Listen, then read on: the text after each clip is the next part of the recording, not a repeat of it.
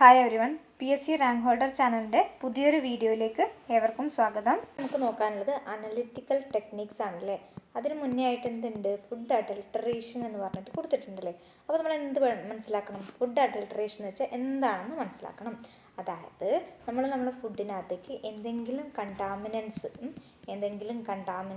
ചെയ്യുകയാണെങ്കിൽ, അതായത് ഇപ്പോൾ കണ്ടാമിനേഷൻ എന്ന് പറയുമ്പോൾ നമ്മൾ അതിൻ്റെ ക്വാളിറ്റീനെ, അതായത് നമ്മൾ ആ ഫുഡിന് എന്താണ് ചില സബ്സ്റ്റൻസസ് ആഡ് ചെയ്യാണ്. കണ്ടാമിനേഷൻ തന്നെ ആവണമെന്നില്ല. ഇപ്പോൾ നമ്മൾ ഉദാഹരണത്തിന് മിൽക്കിലേക്ക് നമ്മൾ വെള്ളം ഒഴിക്കാറില്ലേ, എന്തിനാണത്?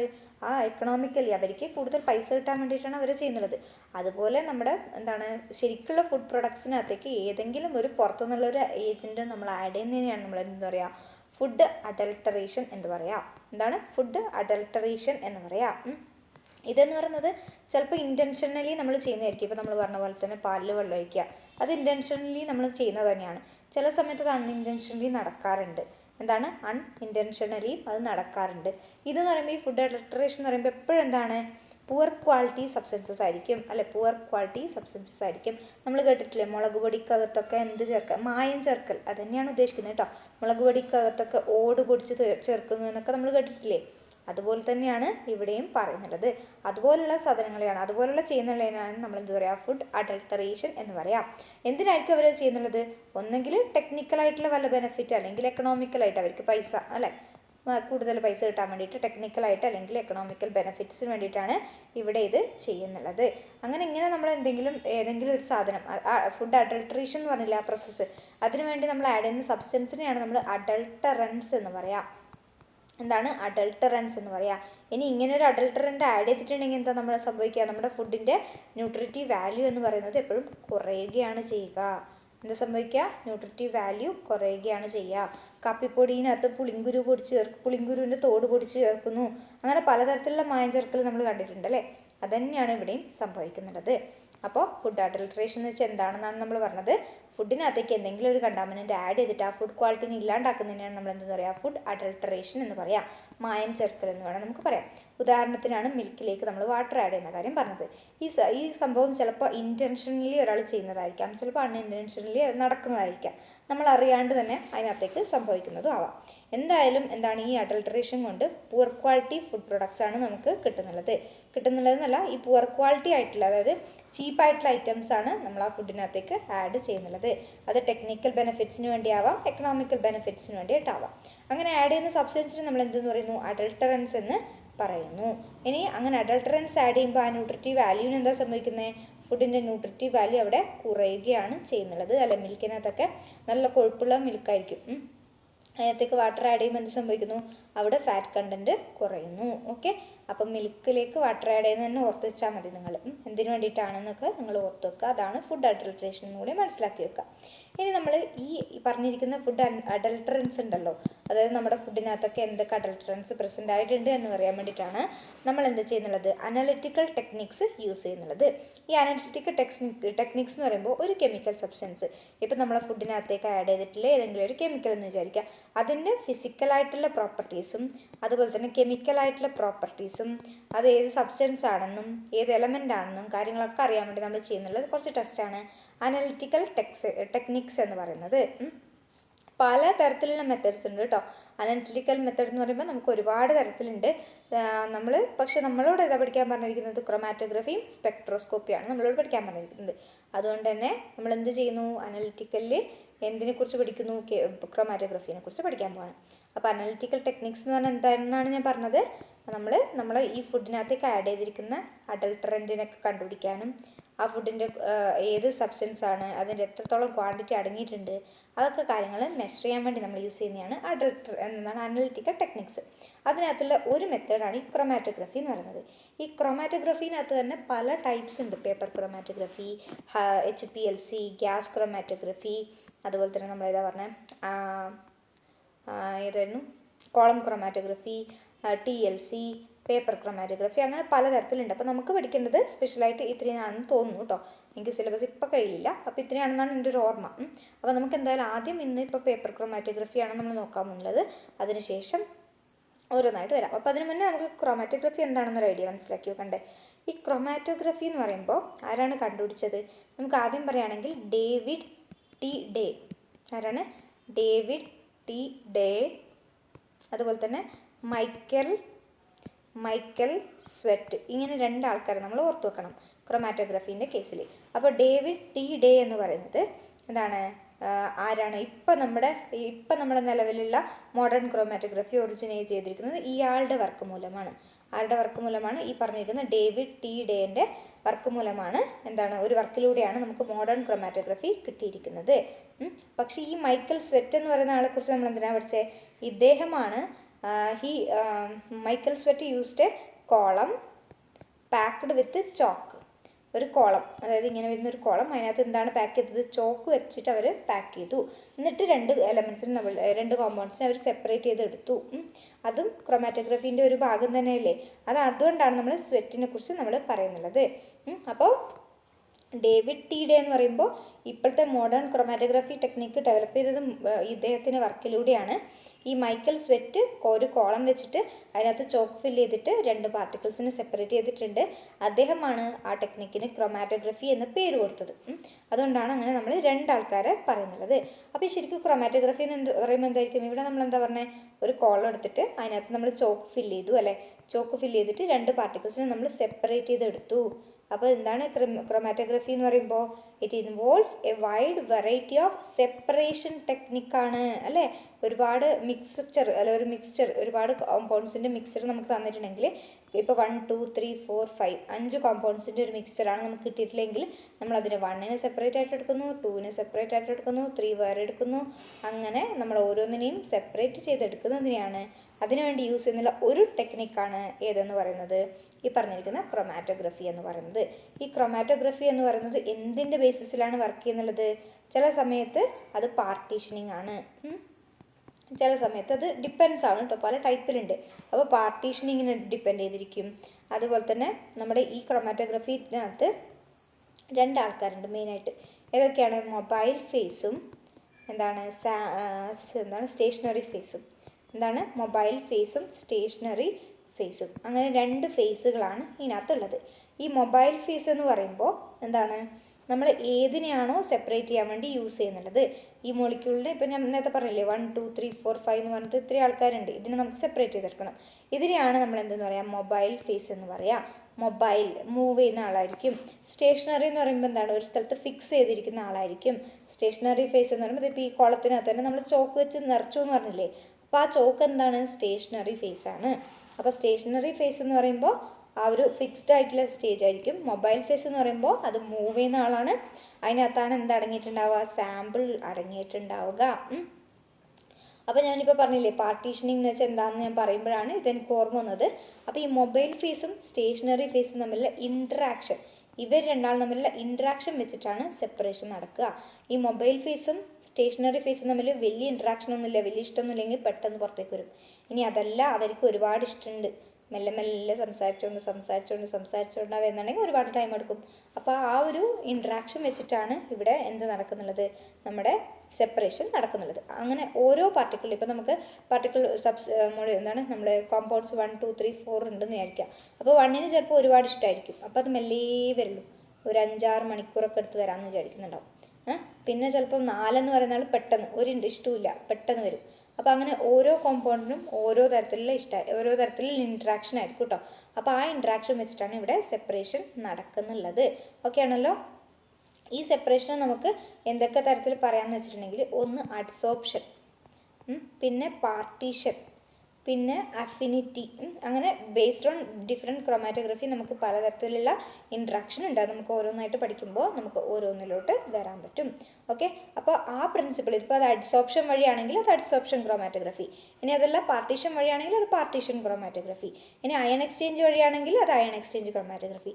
അപ്പോൾ ഏത് പ്രിൻസിപ്പിളാണോ അതിനകത്ത് യൂസ് ചെയ്തിരിക്കുന്നത് അതിനെ ബേസ് ചെയ്തിട്ടാണ് നമുക്ക് ഏതെന്ന് പറയുന്നത്, ഈ പറഞ്ഞിരിക്കുന്ന ഏത് ടൈപ്പ് ക്രൊമാറ്റോഗ്രഫി എന്ന് പറയാം. അപ്പോൾ നമ്മൾ ക്രൊമാറ്റോഗ്രഫീനെ കുറിച്ചാണ് പറഞ്ഞത്. എന്താ പറഞ്ഞത്? ഡേവിഡ് ടി ഡേ എന്ന് പറയുന്ന അദ്ദേഹത്തിൻ്റെ വർക്കിലൂടെയാണ് നമ്മൾ ക്രൊമാറ്റോഗ്രഫിയിലേക്ക് എത്തിയത്. പിന്നെ ഈ മൈക്കൽ സ്വെറ്റ് ആണ് എന്ത് ചെയ്തത്? അതിന് പേര് ക്രൊമാറ്റോഗ്രഫി എന്ന് കൊടുത്തത്. പിന്നെ നമ്മളെന്തായിരുന്നു പറഞ്ഞത്, എന്താണ് ക്രൊമാറ്റോഗ്രഫി എന്ന് വെച്ചിട്ടുണ്ടെങ്കിൽ ഇത് ഒരു സെപ്പറേഷൻ ടെക്നിക്കാണ് അല്ലേ. എന്താണ് ക്രൊമാറ്റോഗ്രഫി എന്ന് പറഞ്ഞാൽ അതൊരു സെപ്പറേഷൻ ടെക്നിക്കാണ്. ഇവിടെ ഈ സെപ്പറേഷൻ നടക്കുന്നുള്ളത് പല പ്രിൻസിപ്പിൾ വെച്ചിട്ടാണ്. അഡ്സോപ്ഷൻ വഴിയാവാം, പാർട്ടീഷനിങ് വഴിയാവാം എന്നൊക്കെ പറഞ്ഞു. അതിൻ്റെ ഇടയിൽ ഞാൻ പറഞ്ഞ കാര്യമാണ് നമ്മൾ ഇതിനകത്ത് എന്തൊക്കെയുണ്ട്, ഒരു മൊബൈൽ ഫേസും ഒരു സ്റ്റേഷനറി ഫേസും ഉണ്ട്. മൊബൈൽ ഫേസ് എന്ന് പറയുമ്പോൾ അതിനകത്തായിരിക്കും ഈ സൊല്യൂട്ട് അടങ്ങിയിട്ടുണ്ടാവുക. എന്നാൽ സ്റ്റേഷനറി ഫേസ് എന്ന് പറയുമ്പോൾ അവിടെ ഫിക്സ്ഡ് ആയിട്ടിരിക്കുന്നത് ഈ ആളാണ് സ്റ്റേഷനറി ഫേസ്. ഇതിലൂടെ കടന്നു വരുന്ന ആളാണ് മൊബൈൽ ഫേസ്. ഓക്കെ. പിന്നെ എന്താണ്, മൊബൈൽ ഫേസ് ഗ്യാസും ഉണ്ടാവാം ലിക്വിഡും ഉണ്ടാവാം കേട്ടോ. ഗ്യാസും ഉണ്ടാവാം ലിക്വിഡും ഉണ്ടാവാം. പിന്നെ സ്റ്റേഷനറി ഫേസ് എന്ന് പറയുന്നത് അവിടെ ഫിക്സ്ഡ് ആയിരിക്കും, അതിന് ചില പോർട്സൊക്കെ ഉണ്ടാവും, അതിലൂടെയാണ് നമ്മുടെ ഈ മൊബൈൽ ഫേസ് കടന്ന് വരുന്നത്. പിന്നെ ഇത് രണ്ടും തമ്മിൽ ഇൻട്രാക്ഷൻ, നമ്മുടെ മൊബൈൽ ഫേസും അതുപോലെ തന്നെ സ്റ്റേഷനറി ഫേസും തമ്മിൽ ഇൻട്രാക്ഷൻ വെച്ചിട്ടാണ് ഈ മോളിക്യൂൾസ് പുറത്തോട്ട് വരിക. അപ്പോൾ ആ ഇൻട്രാക്ഷൻ എന്ന് പറയുന്നത് ചിലപ്പോൾ അഡ്സോപ്ഷൻ ആയിരിക്കാം, പാർട്ടീഷനിങ് ആയിരിക്കാം, അയൺ എക്സ്ചേഞ്ച് ആയിരിക്കാം. അങ്ങനെ ഏത് ടൈപ്പ് ഓഫ് ഇൻട്രാക്ഷനാണ് അവിടെ നടക്കുന്നുള്ളത് അതിന് ബേസ് ചെയ്തിട്ടാണ് ഡിഫറെൻറ്റ് ടൈപ്സ് ഓഫ് ക്രൊമാറ്റോഗ്രഫി വന്നിരിക്കുന്നത്. അപ്പോൾ മെയിനായിട്ട് പറയുമ്പോൾ നമ്മളിപ്പോൾ പറഞ്ഞല്ലോ ഏതൊക്കെയാണ് ഞാൻ പറഞ്ഞത്, അഡ്സോപ്ഷൻ ഉണ്ടെന്ന് പറഞ്ഞു അല്ലേ. ഏതൊക്കെയാണ് ഞാൻ പറഞ്ഞത്, ഈ ക്രൊമാറ്റോഗ്രഫി എന്ന് വിചാരിക്കുക കേട്ടോ, ഇത് ക്രൊമാറ്റോഗ്രഫിയാണ്. നമുക്ക് അഡ്സോപ്ഷൻ ഉണ്ട്, അയൺ എക്സ്ചേഞ്ച് ഉണ്ട്, പിന്നെ ജെൽ ഫിൽട്രേഷൻ ഉണ്ട്, അഫിനിറ്റി ഉണ്ട്, HPLC ഉണ്ട്. ഇത് കൂടാണ്ട് ആര് കൂടിയുണ്ട്, നമ്മുടെ പാർട്ടീഷൻ ഉണ്ട്. എന്താണ് ഈ പാർട്ടീഷൻ ഉണ്ട്. ഈ പാർട്ടീഷൻ്റെ അണ്ടറിൽ വരുന്നതാണ് നമ്മൾ ആദ്യം പഠിക്കാൻ പോകുന്നുള്ള പേപ്പർ ക്രൊമാറ്റോഗ്രഫി, അതുപോലെ തന്നെ തിൻ ലെയർ ക്രൊമാറ്റോഗ്രഫി, പിന്നെ ഗ്യാസ് ക്രൊമാറ്റോഗ്രഫി ഒക്കെ. ഈ പറഞ്ഞിരിക്കുന്ന TLC ഉണ്ടല്ലോ, തിൻ ലെയർ ക്രൊമാറ്റോഗ്രഫി, ഇത് ഏതിനകത്ത് വരും, അഡ്സോപ്ഷനകത്തും വരും, HPLCനകത്തല്ല അഡ്സോപ്ഷനകത്തും വരും TLC, അതുപോലെ തന്നെ പാർട്ടീഷനകത്തും വരും TLC. ഓക്കെ. അത് പാർട്ടീഷൻ പ്രിൻസിപ്പിൾ ആണെങ്കിൽ TLCയിൽ പാർട്ടീഷൻ പ്രിൻസിപ്പിൾ ആണെങ്കിൽ അത് പാർട്ടീഷൻ ടൈപ്പ് ആയിരിക്കും. ഇനി അതിൽ അഡ്സോപ്ഷനാണ് പ്രിൻസിപ്പിൾ അതെങ്കിൽ അത് അതായത് ഏതെങ്കിലും അഡ്സോർബൻ്റ് വെച്ചിട്ടാണ്, അത് നമ്മൾ പറയുന്ന സമയത്ത് പറയും കേട്ടോ, അഡ്സോർബൻ്റ് വെച്ചിട്ടാണെങ്കിൽ അത് TLC, ഏതാണ് അഡ്സോപ്ഷൻ ക്രൊമാറ്റോഗ്രഫി ആയിരിക്കും. അങ്ങനെയാണ് വരിക. ഓക്കെ ആണല്ലോ. അപ്പോൾ ഇതാണ് ഡിഫറെൻറ്റ് ടൈപ്സ് ഓഫ് ക്രൊമാറ്റോഗ്രഫി. നമ്മൾ ആദ്യം പറയാൻ പോകുന്നത് ഏതാണ്, പേപ്പർ ക്രൊമാറ്റോഗ്രഫീനെ കുറിച്ചാണ് പറയാൻ പോകുന്നത് അല്ലേ. പേപ്പർ ക്രൊമാറ്റോഗ്രഫി എന്ന് പറയുമ്പോൾ നിങ്ങൾ കേട്ടിട്ടുണ്ടാവും, പഠിച്ചിട്ടുണ്ടാവും, എല്ലാം ഉണ്ടാവും അല്ലേ. എങ്കിലും നമുക്ക് എന്തെങ്കിലും 1-2 പോയിന്റ് ഈ ക്ലാസ്സിൽ നിന്ന് കിട്ടാണ്ടിരിക്കില്ല, അതുകൊണ്ടൊന്ന് കേട്ടോളൂ കേട്ടോ, സ്കിപ്പ് ചെയ്യണ്ട. ഏത് ക്ലാസ് ആയാലും നമ്മളെല്ലാം അറിയുമെന്ന് വിചാരിക്കരുത്, എന്തെങ്കിലും 1-2 പോയിന്റ് നമുക്ക് കിട്ടാണ്ടിരിക്കില്ല എന്ന് ഞാൻ വിശ്വസിക്കുന്നു കേട്ടോ. എനിക്ക് എന്തെങ്കിലും കൂടുതൽ നിങ്ങൾക്ക് ഒരു പോയിന്റ് തരാൻ പറ്റും എന്ന് ഞാൻ വിശ്വസിക്കുന്നു. ഈ പേപ്പർ ക്രൊമാറ്റോഗ്രഫീനെ നമ്മൾ പറയുന്ന മറ്റൊരു പേരാണ് റിവേഴ്സ് ഫേസ് ക്രൊമാറ്റോഗ്രഫി. എന്താണ് റിവേഴ്സ് ഫേസ് ക്രൊമാറ്റോഗ്രഫി എന്ന് നമ്മൾ കൂടി അറിയപ്പെടുന്നു. 1944 ഇത് ഇൻട്രൊഡ്യൂസ് ചെയ്തിരിക്കുന്നത്. എന്താണ് ഇൻട്രൊഡ്യൂസ് ചെയ്തിരിക്കുന്നത് 1944. ഇവിടെ ഇത് നമ്മൾ ഒരു ടൈപ്പ് ഓഫ് പാർട്ടീഷൻ ക്രൊമാറ്റോഗ്രഫി ആണെന്ന് നമ്മൾ പറഞ്ഞിട്ടുണ്ടായിരുന്നു അല്ലേ. എന്തുകൊണ്ടാണ് ഇത് പാർട്ടീഷൻ ക്രൊമാറ്റോഗ്രഫി ആവുന്നുള്ളത്, എന്തുകൊണ്ടാണെന്ന് വെച്ചിട്ടുണ്ടെങ്കിൽ നമ്മുടെ ഇതിനകത്ത് മോളിക്യൂൾസിനെ അതിൻ്റെ സൊല്യൂബിലിറ്റീൻ്റെ ബേസിസിലാണ് സെപ്പറേറ്റ് ചെയ്യുന്നുള്ളത്. എന്താണ് അതിൻ്റെ സൊല്യൂബിലിറ്റീൻ്റെ ബേസിസിലാണ് പാർട്ടിക്കിൾസിനെ ഇവിടെ സെപ്പറേറ്റ് ചെയ്യുന്നുള്ളത്. ഓക്കെ. അപ്പോൾ അതുകൊണ്ടാണ് അതിന് പാർട്ടീഷൻ എന്ന് പറയുന്നത്. അതായത് പാർട്ടീഷൻ എന്ന് പറയുമ്പോൾ അതിനെ പാർട്ടീഷൻ ചെയ്യാണ് നമ്മുടെ മോളിക്യൂളിനെ എന്താണ് വാട്ടർ ഇൻസൊല്യൂബിൾ ആയിട്ടുള്ള ആ ഒരു സ്റ്റേജിൽ നിന്ന് സൊല്യൂബിൾ ആയതിനെ പാർട്ടീഷൻ ചെയ്ത് എടുക്കുകയാണ്. അതുകൊണ്ടാണ് നമ്മളതിനെ പാർട്ടീഷൻ ക്രൊമാറ്റോഗ്രഫി എന്ന് പറയുന്നത്.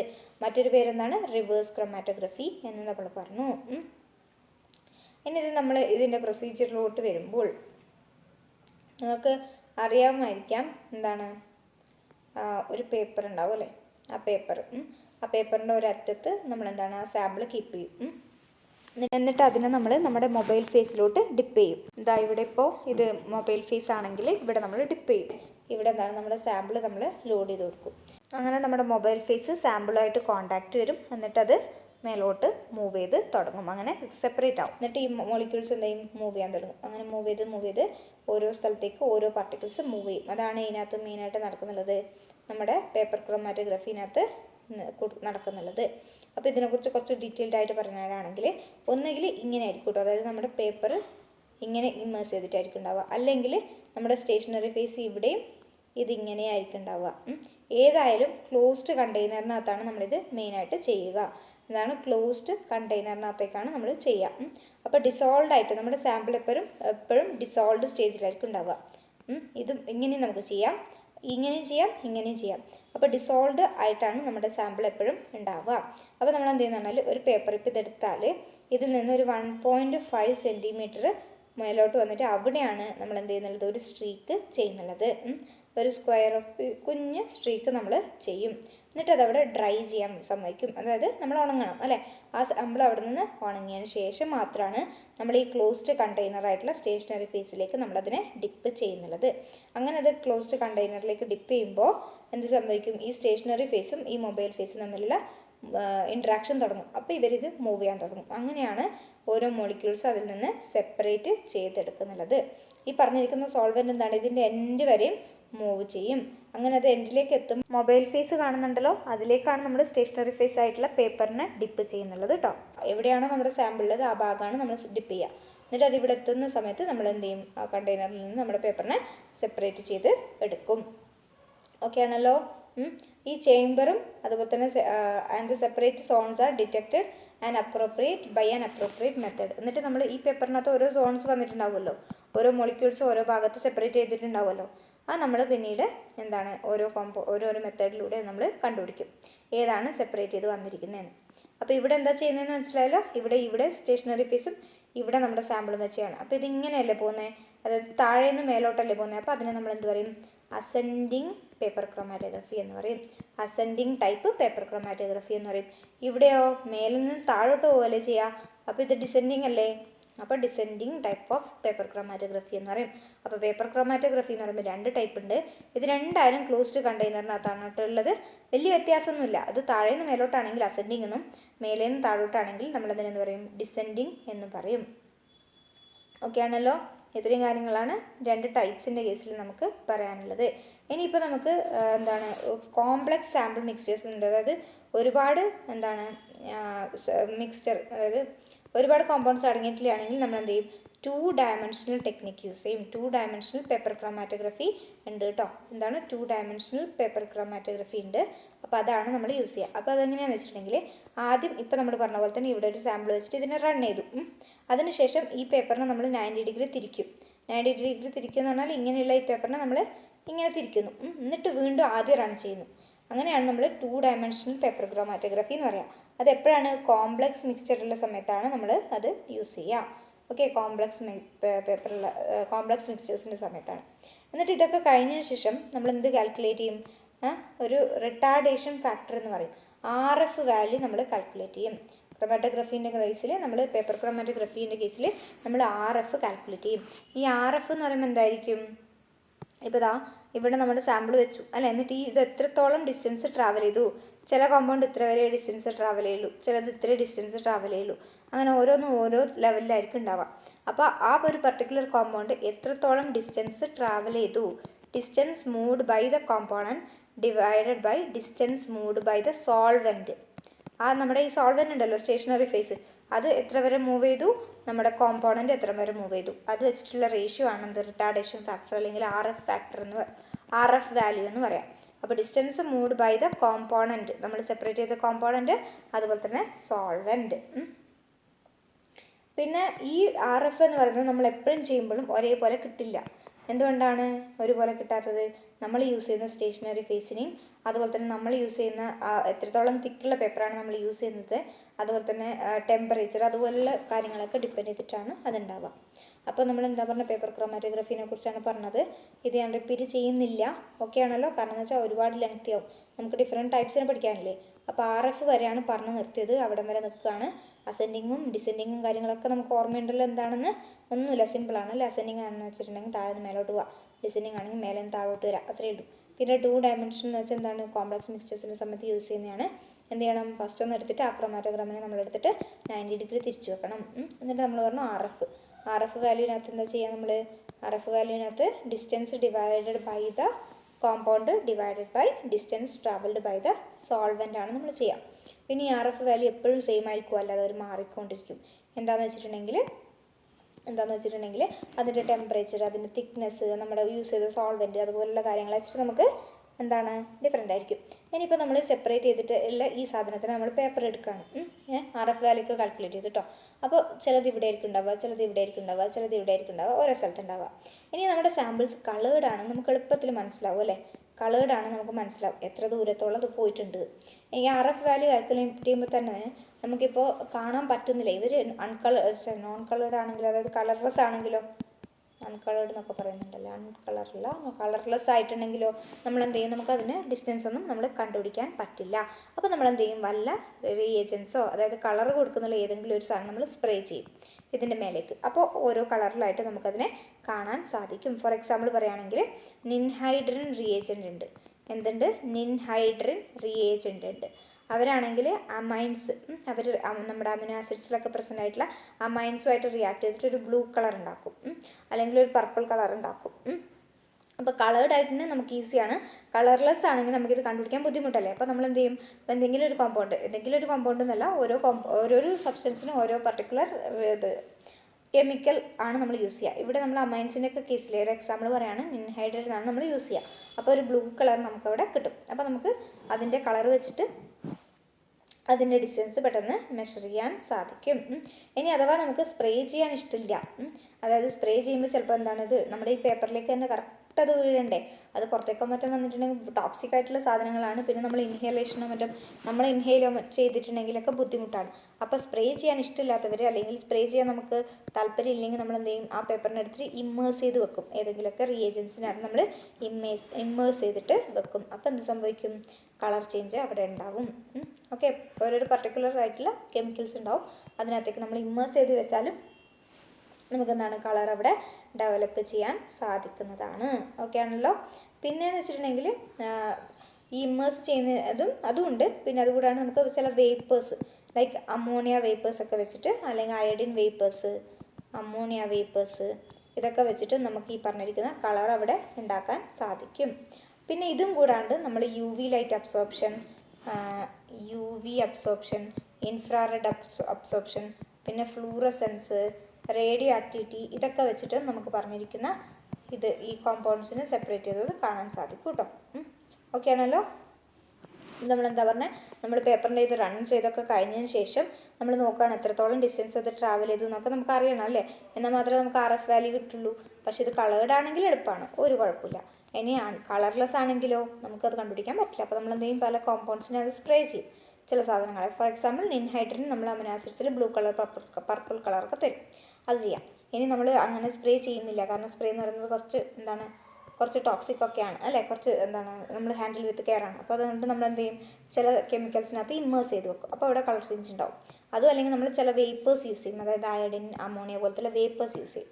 അതും അല്ലെങ്കിൽ നമ്മൾ UV absorption, IR absorption, fluorescence, radio activity, ഈ വഴിയൊക്കെ നോക്കിയിട്ട് നമ്മുടെ മോളിക്യൂളിൻ്റെ സെപ്പറേഷൻ അവിടെ നമ്മൾ കണ്ടുപിടിക്കും.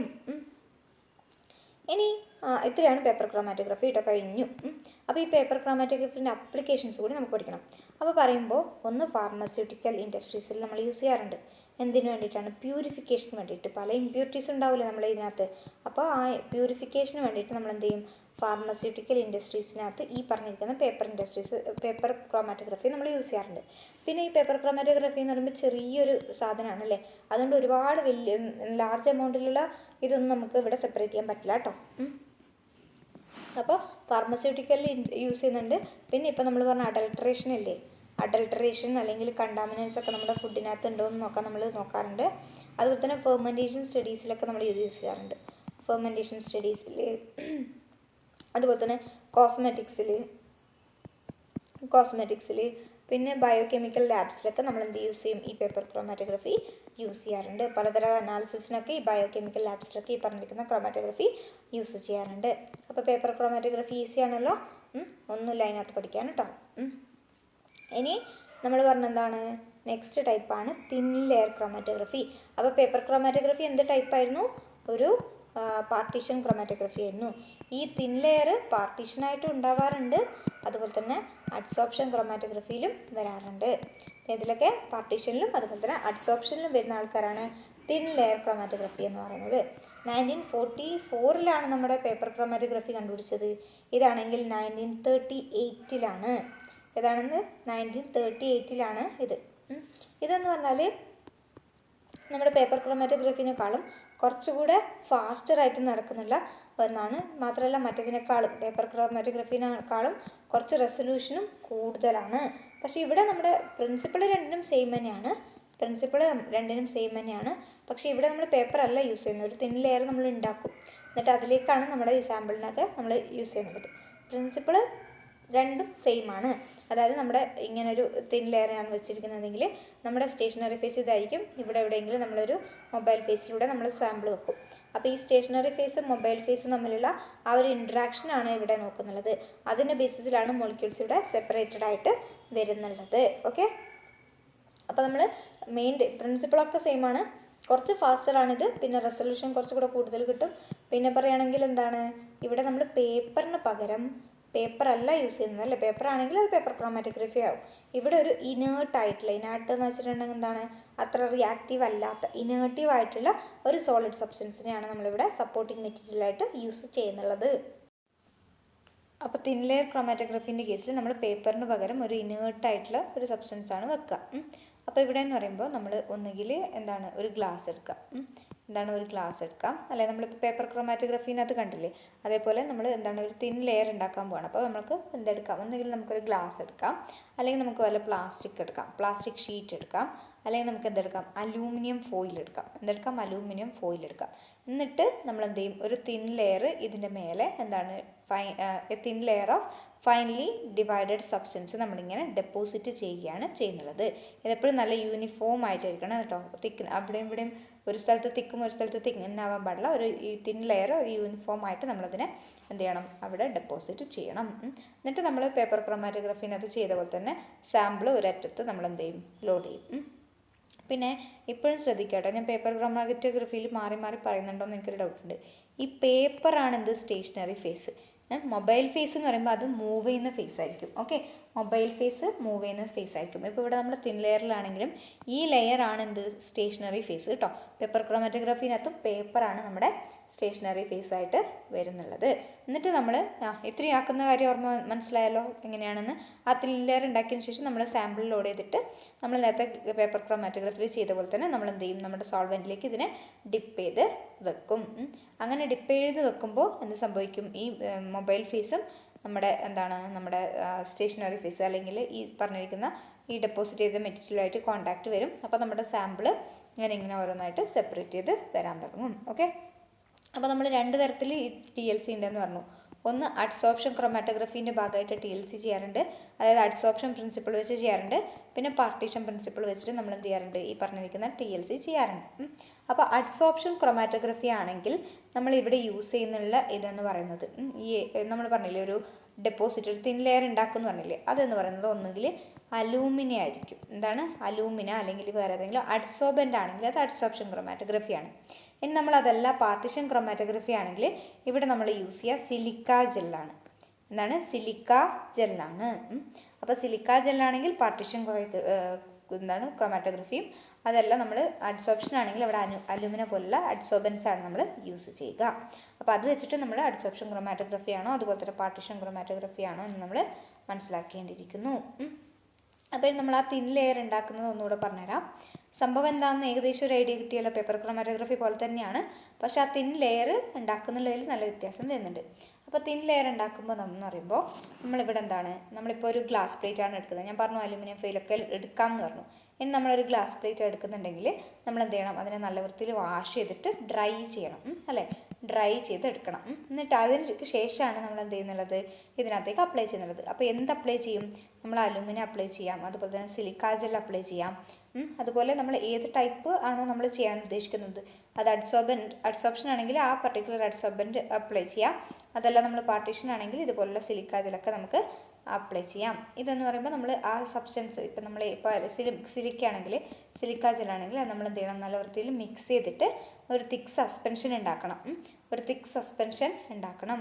അതിനെ നമ്മൾ എന്താ പറയുക, സ്ലറി എന്ന് പറയും.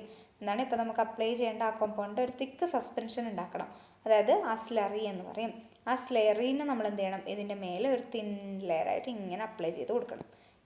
ആ തിൻ ലെയറാക്കിയിട്ട് അതിൻ്റെ മേലെ നമ്മൾ അപ്ലൈ ചെയ്ത് കൊടുക്കണം. യൂണിഫോം ആയിരിക്കണം, അതുപോലെ തന്നെ അവിടെ ഇവിടെയും പൊട്ടാനൊന്നും പാടില്ല, ഈക്വലി എല്ലായിടത്തും എത്തുന്ന പോലെ. മനസ്സിലായല്ലോ? അങ്ങനെ ഒരു തിൻ ലെയറായിട്ട് വേണം നമ്മളവിടെ കൊടുക്കാൻ വേണ്ടിയിട്ടത്. ഇനിയിപ്പോൾ ഇതിൻ്റെ തിക്നെസ് നോക്കിയിട്ടായിരിക്കും ഇവിടെ സെപ്പറേഷൻ നടക്കുക. എന്താണ് നമ്മൾ റൺ ചെയ്യുമ്പോൾ, നമ്മുടെ ക്രൊമാറ്റോഗ്രഫി റൺ ചെയ്യുമ്പോൾ ഇതിൻ്റെ തിക്നെസ് നോക്കിയിട്ടാണ് ഇവിടെ പ്രധാനമായിട്ടും നടക്കുക. അപ്പോൾ അനാലിറ്റിക്കൽ സെപ്പറേഷൻസ് നമ്മൾ യൂസ് ചെയ്യാറുണ്ട്. അതുപോലെ തന്നെ പ്രിപ്പറേറ്റീവ് സെപ്പറേഷൻസിന് വേണ്ടി നമ്മൾ യൂസ് ചെയ്യാറുണ്ട്. അപ്പോൾ അനാലിറ്റിക്കൽ ആണെങ്കിൽ ഒരു 0.25 മില്ലിമീറ്റർ ഒക്കെയാണ് തിക്നെസ് വെക്കുക. ഇനി അതെല്ലാം നമുക്ക് പ്രിപ്പറേഷൻ ആണെങ്കിൽ പ്രിപ്പറേറ്റീവ് സെപ്പറേഷൻസ് ആണെങ്കിൽ 5 മില്ലിമീറ്റർ തിക്നെസ് പോകാറുണ്ട്. നമ്മളെന്താ പഠിക്കുന്നുള്ളത്? അനാലിറ്റിക്കൽ. അപ്പോൾ 0.25 നമ്മൾ നോക്കിയാൽ മതി. ഓക്കെ.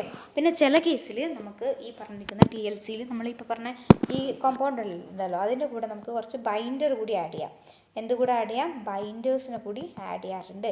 ബൈൻഡേഴ്സിന് ഇപ്പോൾ ഉദാഹരണമായിട്ട് പറയുകയാണെങ്കിൽ നമുക്ക് കാൽഷ്യം സൾഫേറ്റ് ഒരു ബൈൻഡറാണ്. അപ്പോൾ ആ സമയത്ത് എന്താണ് അഡ്സോർപ്ഷൻ ക്രൊമാറ്റോഗ്രഫീൻ്റെ കേസിലാണ് കേട്ടോ നമ്മൾ ഈ ബൈൻഡർ ആഡ് ചെയ്യുന്നുള്ളത്. അപ്പോൾ ഇങ്ങനെ ബൈൻഡർ ആഡ് ചെയ്യുമ്പോൾ എന്ത് സംഭവിക്കുന്നത് വെച്ചിട്ടുണ്ടെങ്കിൽ ഈ ഗ്ലാസ് പ്ലേറ്റിലേക്ക് നമ്മൾ ഈ പറഞ്ഞിരിക്കുന്ന നമ്മുടെ സ്ലറി അപ്ലൈ ചെയ്യുന്നില്ലേ, അപ്പോൾ അത് സ്റ്റേഷനറി ഫേസുമായിട്ട് ഒട്ടിപ്പിടിച്ച് നിൽക്കും. അതിന് വേണ്ടിയിട്ടാണ്. The binder helps in better adhesion of the stationary phase to the glass plate. ആ ഗ്ലാസ് പ്ലേറ്റുമായിട്ട് ഒട്ടിപ്പിടിച്ച് നിൽക്കാൻ വേണ്ടിയിട്ടാണ് നമ്മൾ ഈ ബൈൻഡർ ചില സമയത്ത് ആഡ് ചെയ്യുന്നുള്ളത്. ഓക്കെ. പിന്നെ അഡ്സോർപ്ഷൻ ക്രൊമാറ്റോഗ്രഫിയാണ് നമ്മൾ ചെയ്യാൻ പോകുന്നുള്ളത് എങ്കിൽ അഡ്സോർപ്ഷൻ ക്രൊമാറ്റോഗ്രഫിയും പാർട്ടീഷനും രണ്ടിലും TLC വരുന്നതുകൊണ്ടാണ് രണ്ടും മാറി മാറി പറഞ്ഞത്. അഡ്സോർപ്ഷൻ ക്രൊമാറ്റോഗ്രഫിയാണ് നമ്മൾ ചെയ്യുന്നതെങ്കിൽ എന്താണെന്ന് വെച്ചിട്ടുണ്ടെങ്കിൽ ഈ തിൻ ലെയറിന് നമ്മൾ എന്ത് ചെയ്യും? 110 ഡിഗ്രി സെൽഷ്യസിൽ ഹീറ്റ് ചെയ്യും. സെവറൽ അവേഴ്സ്, എത്രയാണെന്ന് പർട്ടിക്കുലറായിട്ട് പറയുന്നില്ല. 110 അവേഴ്സിൽ നമ്മൾ എന്താണ് സെവറൽ അവേഴ്സ് ഹീറ്റ് ചെയ്തിട്ടാണ് തിൻ ലെയർ ക്രൊമാറ്റോഗ്രഫി അഡ്സോർപ്ഷൻ ക്രൊമാറ്റോഗ്രഫിക്ക് വേണ്ടി നമ്മൾ യൂസ് ചെയ്യുന്നത്. പിന്നെ സാമ്പിൾ ലോഡ് ചെയ്യുന്നത് പറഞ്ഞല്ലോ, നമ്മൾ പേപ്പർ ക്രൊമാറ്റോഗ്രഫിയിൽ ചെയ്തത് പോലെ തന്നെയാണ്. ഒരു എൻഡിൽ നമ്മളത് ലോഡ് ചെയ്യും. എന്നിട്ട് അതിന് നമ്മൾ നമ്മുടെ മൊബൈൽ ഫേസിലേക്ക് ഡിപ്പ് ചെയ്ത് വെച്ച് കൊടുക്കും. ഇതും ഒരു ക്ലോസ്ഡ് കണ്ടെയ്നറിനകത്തേക്ക് തന്നെയാണ് നമ്മൾ ചെയ്യുന്നുള്ളത്. ഇവിടെയും നമ്മൾ എന്ത് കാൽക്കുലേറ്റ് ചെയ്യണം? RF വാല്യൂ ഇവിടെയും നമ്മൾ കാൽക്കുലേറ്റ് ചെയ്യണം. എന്ത് കാൽക്കുലേറ്റ് ചെയ്യണം? RF വാല്യൂ ഇവിടെ കാൽക്കുലേറ്റ് ചെയ്യണം. അതെന്തായിരുന്നു? Distance travelled by the component divided by the distance travelled by the solvent. അതാണ് RF വാല്യൂ ആയിട്ട് വരുന്നുള്ളത്. ഓക്കെ ആണല്ലോ. പിന്നെ എന്ന് വെച്ചിട്ടുണ്ടെങ്കിൽ ഇത് നമ്മൾ കുറച്ചുകൂടെ സ്പീഡായിട്ടാണ് ഇത് ക്യാരി ഔട്ട് ചെയ്യുന്നുള്ളത് കേട്ടോ. നമ്മളെ എന്താണ് പേപ്പർ ക്രൊമാറ്റോഗ്രഫിനെ വെച്ച് നോക്കുമ്പോൾ ഇവിടെ ഒരു 10 to 30 മിനിറ്റ്സ് നമുക്കിതിനെ സെപ്പറേറ്റ് ചെയ്തെടുക്കാൻ പറ്റും. ഇനി 90 മിനിറ്റ്സ് എടുത്തിട്ട് സെപ്പറേറ്റ് ചെയ്യുന്ന ആൾക്കാരുണ്ട്. പക്ഷേ പെട്ടെന്ന് സ്പീഡായിട്ട് നമുക്ക് ചെയ്യാൻ പറ്റുന്നില്ല ഒരാളാണ് 10 to 30 മിനിറ്റ്സ്. ഇതിൻ്റെ ഡിറ്റക്ഷനും നമ്മൾ നേരത്തെ പറഞ്ഞില്ലേ, കളേർഡ് കോമ്പൗണ്ട് ആണോ അല്ല കളർലെസ് ആണോ എന്നൊക്കെ പറഞ്ഞില്ലേ, അതുപോലെ ഇവിടെയും ഡിറ്റക്ഷന് വേണ്ടിയിട്ട് നമ്മൾ UV അബ്സോർപ്ഷൻ വെക്കാറുണ്ട്, ഫ്ലൂറസെൻസ് യൂസ് ചെയ്യാറുണ്ട്, അതുപോലെ തന്നെ ഓട്ടോ റേഡിയോഗ്രഫി യൂസ് ചെയ്യാറുണ്ട്. അങ്ങനെ പലതരത്തിലുള്ള മെത്തേഡ്സ് വെച്ചിട്ടാണ് ഇവിടെ കോമ്പൗണ്ട്സിനെ നമ്മൾ ഡിറ്റക്റ്റ് ചെയ്യുന്നുള്ളത്. ഇനി ഇവിടെ ഫ്ലൂറസെൻസിൻ്റെ കേസിൽ ഒരു ആളെ പഠിച്ചു വെച്ചോളൂ. ഇവിടെ എന്ന് പറയുമ്പോൾ ആ ഡൈൻ്റെ പേര് 27 ഡൈക്ലോറോ ഫ്ലൂറസെയിൻ ആണ് നമ്മൾ യൂസ് ചെയ്യുക. ഓക്കെ, ഡൈക്ലോറോ ഫ്ലൂറസെയിൻ ആണ് നമ്മൾ യൂസ് ചെയ്യുക. ഓക്കെ ആണല്ലോ. പിന്നെ സ്പെസിഫിക് ആയിട്ട് നമുക്ക് TLCൻ്റെ കേസിൽ പറയുകയാണെങ്കിൽ ഒരു 25 to 50% എന്താണ് 25 to 50% H2SO4 H2SO4 in ethanol നമ്മൾ എന്ത് ചെയ്യണം? സ്പ്രേ ചെയ്യണം. അപ്പോൾ നമുക്ക് അവിടെ കോമ്പൗണ്ട്സിനെ ഡിറ്റക്ട് ചെയ്യാൻ പറ്റാറുണ്ട്. പിന്നെ അയഡിൻ വേപ്പർ യൂസ് ചെയ്തിട്ട് നമുക്ക് കോമ്പൗണ്ട്സിനെ ഡിറ്റക്ട് ചെയ്യാൻ പറ്റാറുണ്ട്. ഓക്കെ ആണല്ലോ. പിന്നെ ചില സമയത്ത് എന്താണെന്ന് വെച്ചിട്ടുണ്ടെങ്കിൽ നമുക്ക് ഈ പറഞ്ഞിരിക്കുന്ന മോളിക്യൂൾസ് സെപ്പറേറ്റ് ചെയ്ത് വരില്ലേ, അങ്ങനെ സെപ്പറേറ്റ് ചെയ്ത് വന്നതിന് നമുക്ക് അവിടുന്ന് സ്ക്രാപ്പ് ചെയ്തിട്ട് അത് എത്രത്തോളം ക്വാണ്ടിറ്റി ഉണ്ടെന്ന് കൂടി നമുക്ക് നോക്കാൻ പറ്റാറുണ്ട്. ഈ ക്വാണ്ടിറ്റി എത്ര ഉണ്ടെന്ന് നമ്മൾ കണ്ടുപിടിക്കുന്നത് എന്ത് വെച്ചിട്ടാണ്? ഡെൻസോമീറ്റർ വെച്ചിട്ടാണ്. എന്താണ്? ഡെൻസിറ്റോമീറ്റർ ആണ് കേട്ടോ, ഡെൻസോ അല്ല, ഡെൻസിറ്റോമീറ്റർ വെച്ചിട്ടാണ്. അപ്പോൾ എത്രത്തോളം അതിനകത്ത് പ്രസൻ്റ് ആയിട്ടുണ്ടെന്നൊക്കെ നമുക്ക് അറിയാൻ പറ്റും. അപ്പോൾ നമ്മൾ തിൻ ലെയർ ക്രൊമാറ്റോഗ്രഫീനെ കുറിച്ചാണ് പറഞ്ഞുകൊണ്ട് വന്നത്. അപ്പോൾ എന്ത് പറഞ്ഞു? ഒരു ഗ്ലാസിൻ്റെ മേലെ നമ്മളൊരു തിൻ ലെയർ കോട്ട് ചെയ്യണം എന്ന് പറഞ്ഞു അല്ലേ. ആ തിൻ ലെയർ കോട്ട് ചെയ്യുമ്പോൾ അഡ്സോർപ്ഷൻ ആണെങ്കിൽ നമുക്ക് അലുമിനിയം യൂസ് ചെയ്യാം. ഇനി അതല്ല പാർട്ടീഷൻ ആണെങ്കിൽ സിലിക്ക ജെല്ലി യൂസ് ചെയ്യാം എന്ന് പറഞ്ഞു അല്ലേ. അപ്പോൾ നമ്മൾ പാർട്ടീഷൻ ആണെങ്കിൽ സിലിക്ക ജെല്ലി യൂസ് ചെയ്യാമെന്നൊക്കെ പറഞ്ഞു. ഇനി അത് എങ്ങനെയാണ് തിക്നെസ് അതിൻ്റെ ഇതെങ്ങനെയാണ് പ്രിപ്പയർ ചെയ്യുക? ആദ്യം നമ്മളൊരു ഗ്ലാസ് എടുത്തു. ആ ഗ്ലാസ്സിനകത്തേക്ക് നമ്മളെന്താണ് അതിനെ വാഷ് ചെയ്ത് ഡ്രൈ ചെയ്ത് വെച്ച് എന്നിട്ടൊരു തിക്ക് സ്ലറി ഉണ്ടാക്കി അല്ലേ. നമ്മൾ ഈ പറഞ്ഞിരിക്കുന്ന കോമ്പൗണ്ടിൻ്റെ തിക്ക് സ്ലറി നമ്മൾ ഉണ്ടാക്കുകയാണ്. സിലിക്ക ജെല്ലാണെങ്കിൽ സിലിക്ക ജെൽ എടുക്കുന്നു, അതിൻ്റെ ഒരു സ്ലറി ഉണ്ടാക്കുന്നു, എന്നിട്ട് അത് നമ്മൾ യൂണിഫോംലി അതിനെ തിൻ ലെയറായിട്ട് കോട്ട് ചെയ്യുന്നു അല്ലേ. അങ്ങനെ കോട്ട് ചെയ്ത് കഴിഞ്ഞതിന് ശേഷമാണ് നമ്മൾ സാമ്പിൾ ലോഡ് ചെയ്യുന്നുള്ളത്. അപ്പോൾ ഈ തിക്നെസ് 0.25 മില്ലിമീറ്റർ ആണ് നമ്മൾ പൊതുവെ അനാലിറ്റിക്കൽ സ്റ്റഡീസിന് യൂസ് ചെയ്യുക. 5 മില്ലിമീറ്റർ ആണെങ്കിൽ പ്രിപ്പറേറ്റീവ് ക്രൊമാറ്റോഗ്രഫിക്കാണത് പ്രിപ്പറേറ്റീവ് സെപ്പറേഷന് വേണ്ടിയിട്ടാണ് നമ്മളത് യൂസ് ചെയ്യുന്നത്. പിന്നെ ഇവിടെ നമ്മൾ സാമ്പിൾ ലോഡ് ചെയ്യും. സാമ്പിൾ ലോഡ് ചെയ്തതിന് ശേഷം നമ്മൾ RF വാല്യൂ ഇവിടെ മെഷർ ചെയ്യേണ്ടതായിട്ടുണ്ട്. ഇതുപോലെ നമ്മൾ സാമ്പിൾ ഫേസിൽ നമ്മുടെ സ്റ്റേഷനറി ഫേസിനെ നമ്മൾ സാമ്പിളിലോട്ട് നമ്മുടെ മൊബൈൽ ഫേസിലോട്ട് ഡിപ്പ് ചെയ്യും. അതൊരു ക്ലോസ്ഡ് കണ്ടെയ്നറിനകത്താണ് ചെയ്യാറുള്ളത് കേട്ടോ. പിന്നെ നമ്മൾ ചെയ്യുന്നുള്ളത് ഏതായിരുന്നു ഒരു പേര്, അഡ്സോർപ്ഷൻ ക്രൊമാറ്റോഗ്രഫി ആണെങ്കിൽ നമ്മൾ ആ പ്ലേറ്റിന് തിൻ ലെയറിന് 110 ഡിഗ്രി സെൽഷ്യസിൽ സെവറൽ അവേഴ്സ് ഹീറ്റ് ചെയ്യുന്നുണ്ട്. പിന്നെ ഇതിൻ്റെ ഫാസ്റ്റർ ആയിരിക്കും, റെസൊല്യൂഷൻ കൂടുതലാണ്, 9038 ഇതിനെ കണ്ടുപിടിച്ചിരിക്കുന്നത്. പിന്നെന്താണ് നമ്മൾ പറഞ്ഞത്, ചില സമയത്ത് നമ്മൾ എന്ത് ആഡ് ചെയ്യും, ബൈൻഡർ ആഡ് ചെയ്യും. ആ ബൈൻഡറിന് എക്സാമ്പിളായിട്ടാണ് നമ്മൾ കാൽഷ്യം സൾഫേറ്റ് പറഞ്ഞത്. അങ്ങനെയുള്ള ബൈൻഡർ എന്താ വെച്ചാൽ ഹെൽപ്പ് ചെയ്യാം നമ്മുടെ ആ സ്റ്റേഷനറി ഫേസുമായിട്ട് ഇതിനെ അറ്റാച്ച് ചെയ്ത് നിൽക്കാനാണ് ഈ പറഞ്ഞിരിക്കുന്ന ബൈൻഡർ ഹെൽപ്പ് ചെയ്യുന്നുള്ളത്. പിന്നെ ആ സെപ്പറേറ്റ് ചെയ്തിരിക്കുന്ന മോളിക്യൂൾസിനെ നമുക്ക് ഫ്ലൂറസെൻസ് വെച്ചിട്ട് കണ്ടുപിടിക്കാം, UV വെച്ചിട്ട് കണ്ടുപിടിക്കാം, ഓട്ടോ റേഡിയോഗ്രഫി വെച്ചിട്ട് നമുക്ക് ഡിറ്റക്ട് ചെയ്യാൻ പറ്റും. അങ്ങനെ പലതരം മെത്തേഡ് വെച്ചിട്ട് നമുക്ക് അതിനെ ഡിറ്റക്ട് ചെയ്യാൻ പറ്റും. അപ്പോൾ ഫ്ലൂറസെൻസ് ആണെങ്കിൽ അവിടെ നമ്മൾ യൂസ് ചെയ്യുന്നുള്ള ഒരു മെയിൻ ആയിട്ടുള്ള ഡൈ ആണ് ഏതെന്ന് പറയുന്നത്, ഞാൻ ഏതായിരുന്നു പറഞ്ഞത്, 2,7 ഡൈക്ലോറോ ഫ്ലൂറസൈൻ ആണ് നമ്മളിവിടെ കോമൺ ആയിട്ട് യൂസ് ചെയ്യുന്നത്. പിന്നെ നമുക്ക് സ്പെസിഫിക് ആയിട്ട് പറയുകയാണെങ്കിൽ 25% അല്ലെങ്കിൽ 25 to 50% H2SO4 എത്തനോൾ നമുക്ക് ഇതിനു വേണ്ടി യൂസ് ചെയ്യാം. അതുപോലെ തന്നെ അയഡിൻ വേപ്പേഴ്സ് നമുക്ക് ഇതിനു വേണ്ടിയിട്ട് യൂസ് ചെയ്യാവുന്നതാണ്. ഓക്കെ ആണല്ലോ. പിന്നെ നമുക്ക് ഇതിനെ സ്ക്രാപ്പ് ചെയ്തെടുത്തിട്ട് ഓരോ മോളിക്യൂൾസിനെ സ്ക്രാപ്പ് ചെയ്തെടുത്തിട്ട് അതിനെ ക്വാണ്ടിഫൈ ചെയ്യാനും പറ്റും. അതിനുവേണ്ടി നമ്മൾ യൂസ് ചെയ്യുന്നതാണ് ഡെൻസിറ്റോമീറ്റർ. ഓക്കെ ആണല്ലോ. അത്രയും കാര്യങ്ങളാണ് TLCൻ്റെ കേസിൽ നമുക്ക് പറയാനുള്ളത്. മെയിനായിട്ടും ഇതിൻ്റെ പേപ്പർ ക്രോമാറ്റോഗ്രഫി പോലെ തന്നെയാണ് ഇവിടെ കാര്യങ്ങളൊക്കെ വരുന്നുള്ളത്. അധികം വ്യത്യാസമൊന്നും ഇവിടെ വരുന്നില്ല. RF കണ്ടുപിടിക്കേണ്ട ഇക്വേഷൻ കൂടി ഒന്ന് നോക്കി വെക്കണേ. പിന്നെ പറയാനുള്ളത് നമ്മുടെ അപ്ലിക്കേഷൻസ് ആണ് അല്ലേ. നമ്മൾ ഇതിനകത്ത് പറഞ്ഞില്ലേ നമ്മുടെ പേപ്പർ ക്രോമാറ്റോഗ്രഫീന്, അതുപോലെ തന്നെയാണ് ഇവിടെ നമുക്ക് ചില വരാറുണ്ട്, അപ്ലിക്കേഷൻസ് വരാറുണ്ട്. അപ്പോൾ ഇവിടെ എന്ന് പറയുമ്പോൾ നമുക്ക് ഫുഡ് ഇൻഡസ്ട്രിയിൽ ക്വാളിറ്റി കൺട്രോളിന് വേണ്ടി യൂസ് ചെയ്യാറുണ്ട്. നമ്മൾ യൂസ് ചെയ്യാറുണ്ട്. പിന്നെ ഡ്രഗ്സിൻ്റെ, അതുപോലെ തന്നെ അഡൾട്ടറൻസിൻ്റെ, അതുപോലെ തന്നെ കണ്ടാമിനൻസിൻ്റെ ഒക്കെ ഐഡൻറ്റിഫിക്കേഷന് വേണ്ടിയിട്ട് നമ്മളിത് യൂസ് ചെയ്യാറുണ്ട്.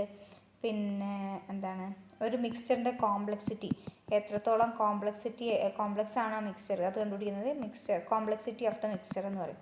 അതിനുവേണ്ടി നമ്മളിത് യൂസ് ചെയ്യാറുണ്ട്. പിന്നെ വെറൈറ്റി ഓഫ് കോമ്പൗണ്ട്സിൻ്റെ അനലിറ്റിക്കൽ സ്റ്റഡീസിന് വേണ്ടിയിട്ട് നമ്മളിത് യൂസ് ചെയ്യാറുണ്ട്. ലൈക്ക് കാർബോഹൈഡ്രേറ്റ്സ്, വിറ്റാമിൻസ്, അതുപോലെ തന്നെ നമ്മുടെ അമിനോ ആസിഡ്സ്, ഇതിൻ്റെയൊക്കെ അനാലിസിസിന് വേണ്ടി നമ്മളിത് യൂസ് ചെയ്യാറുണ്ട്. പിന്നെ പ്ലാന്റ് എക്സ്ട്രാക്ട്സിൻ്റെ കേസിൽ നമ്മളിത് യൂസ് ചെയ്യാറുണ്ട് കേട്ടോ. പ്ലാന്റ് എക്സ്ട്രാക്ട്സ്, പിന്നെ ബയോകെമിക്കൽ പ്രിപ്പറേഷൻസിലൊക്കെ നമ്മളിത് യൂസ് ചെയ്യാറുണ്ട്. അപ്പോൾ ഇത്രയാണ് TLCനെ കുറിച്ച് പറയാനുള്ളത്.